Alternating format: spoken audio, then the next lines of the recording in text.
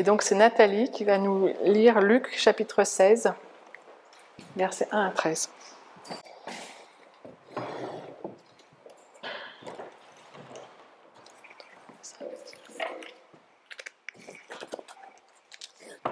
Luc chapitre 16, versets 1 à 13. Il disait aussi aux disciples: un homme riche avait un intendant. Celui-ci fut accusé de dilapider ses biens.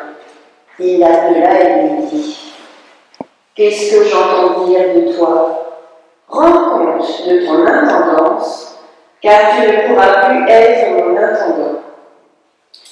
L'intendant se dit: que vais-je faire, puisque mon maître me retire l'intendance? Bêcher? Je n'en aurai pas la force. Mendier?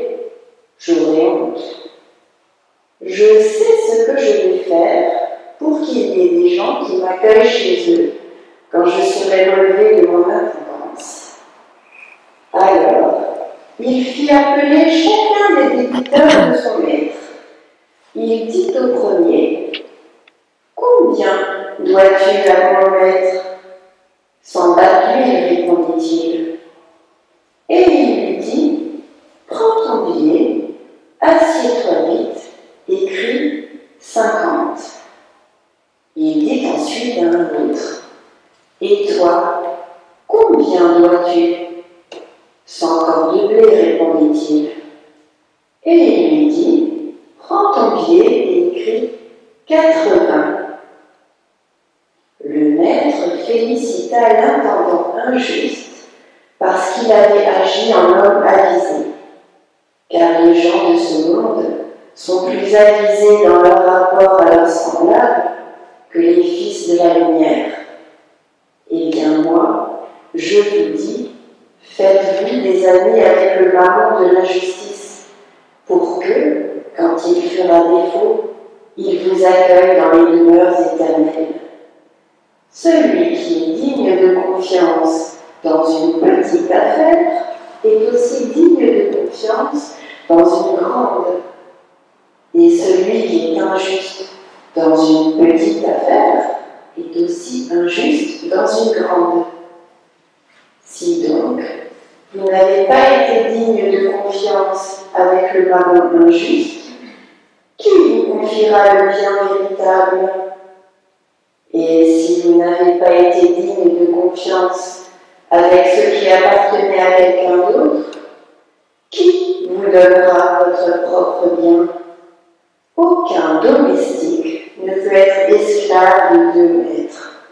En effet, ou bien il détestera l'un et aimera l'autre, ou bien il s'attachera à l'un et méprisera l'autre. Vous ne pouvez être esclave du Dieu et du mal.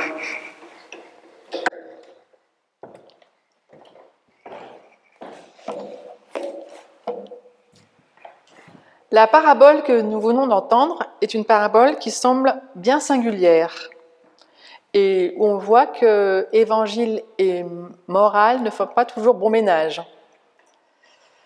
Cette parabole suit le récit des paraboles de la semaine dernière, celle de la brebis perdue, celle de la drachme perdue, celle du fils prodigue. Toutes les trois nous parlent du royaume de Dieu, de la grâce, de la joie qu'il y a à tout abandonner pour retrouver la brebis perdue, pour la rechercher ou pour accueillir un fils qui s'était égaré. Cette fois, la parabole nous prend à rebrousse-poil sur un sujet qui nous touche tous, l'argent. Elle est d'ailleurs qualifiée par la tradition de parabole scandaleuse. En effet, voilà qui est bien étrange, un maître qui félicite son intendant pour ce qui ressemble à première vue pour des fausses factures. Jésus nous encouragerait-il donc à de la filouterie ou plus encore de la malhonnêteté pour être à son service? Et comment mettre en perspective cette parabole aujourd'hui avec notre thématique du patrimoine durable?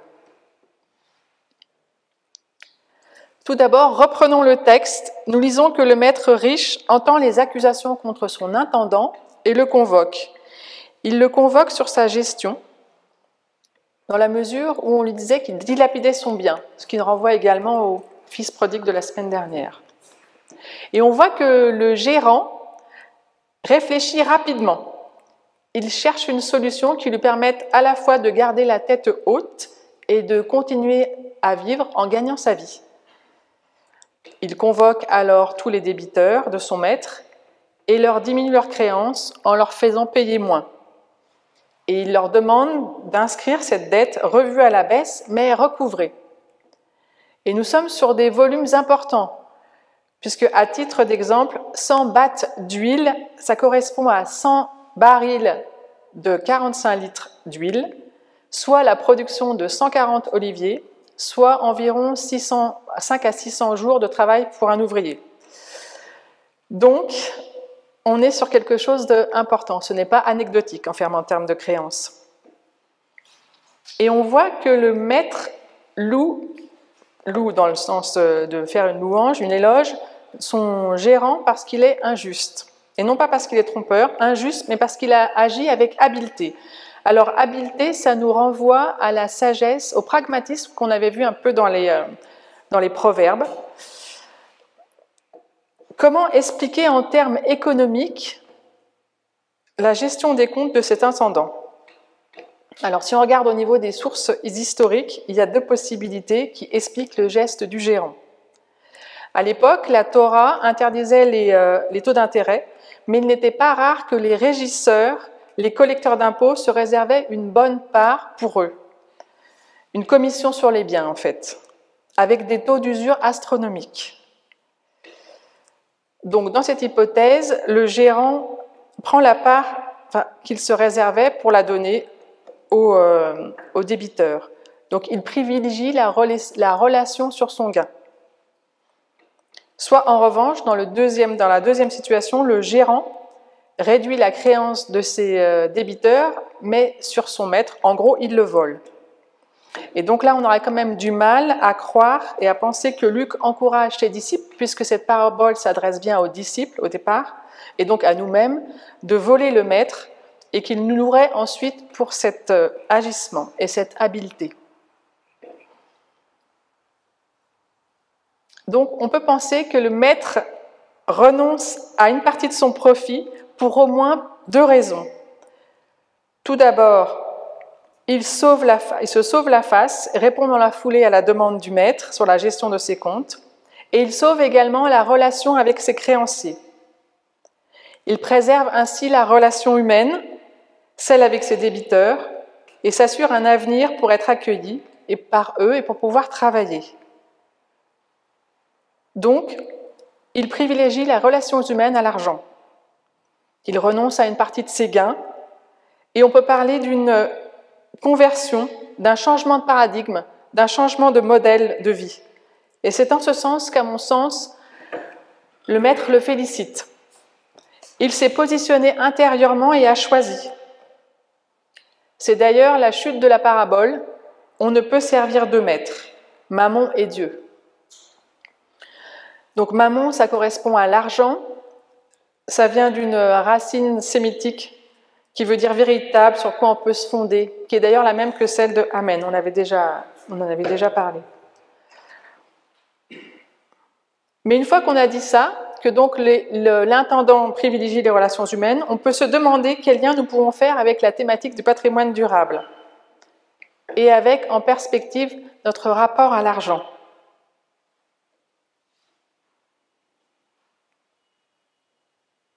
La parabole pose l'affirmation que l'on peut discuter que si on est fiable pour une petite affaire, cela signifie que nous serons fiables pour un sujet plus grand, et vice-versa. Ça revient également, je trouve, à la sagesse populaire qui vole un œuf, vole un bœuf. Et dans nos combines de tous les jours, on peut se demander, dans nos affaires de fils du monde, si nous sommes toujours au service du bien véritable. Et quel est d'ailleurs ce bien véritable dont parle Luc ?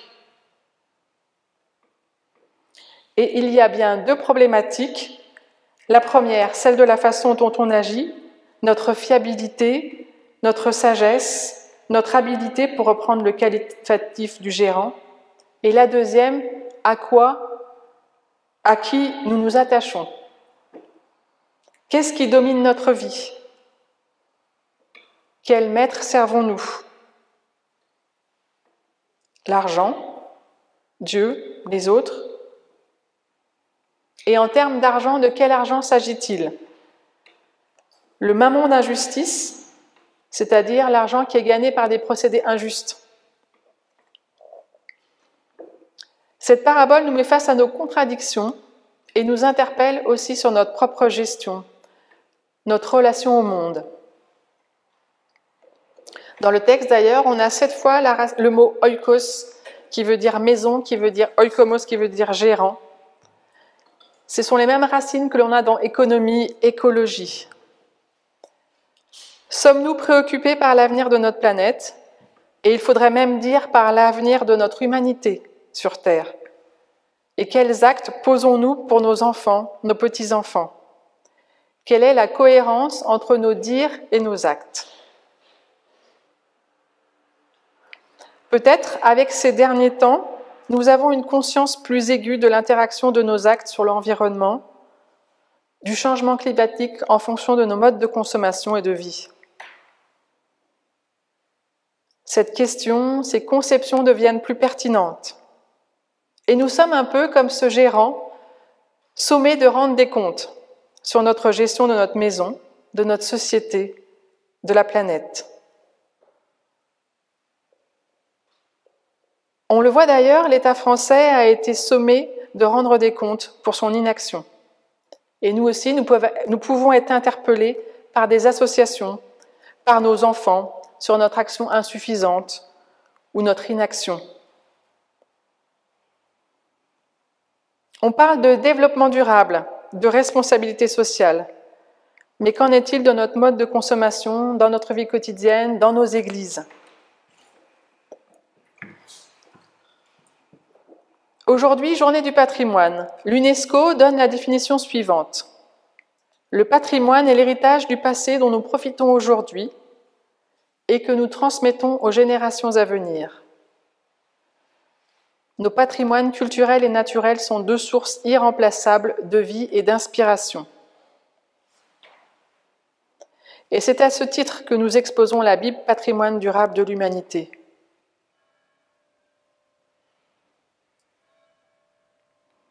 J'ai noté également que l'eau est rentrée ces derniers temps dans la notion de patrimoine, en tant que ressource indispensable à la biodiversité, à la vie et à l'économie. Le gérant, face à l'urgence de sa mise en cause, agit habilement, change son mode d'action et pense à l'avenir. Il privilégie ainsi les relations humaines pour son salut. De même, nous aussi, nous sommes appelés à ce changement. Et il ne s'agit pas de diaboliser l'argent, on l'a bien lu, mais de savoir comment on utilise cet argent et quelle place on lui laisse dans la vie. Peut-être peut-on envisager son usage au service du bien véritable, c'est-à-dire déjà ici et maintenant au service de notre humanité, dans les relations entre les hommes, tant au niveau mode de gestion, finances équitables, crédit responsable, qu'au service de notre planète, en réduisant nos consommations. Oui, nous pouvons aussi le mettre à profit pour la transmission de notre patrimoine culturel, naturel, humain et spirituel.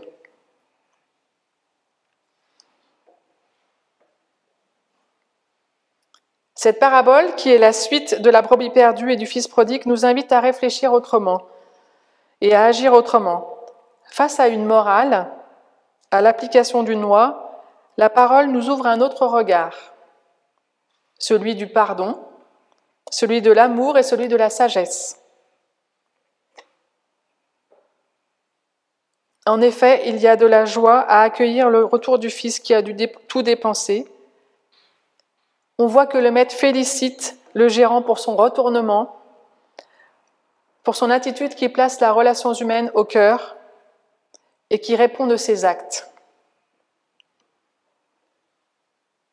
Alors nous, gérants et gérantes de notre maison et de notre Église, de notre planète, au service de Dieu, soyons aussi dignes de confiance, créatifs et responsables.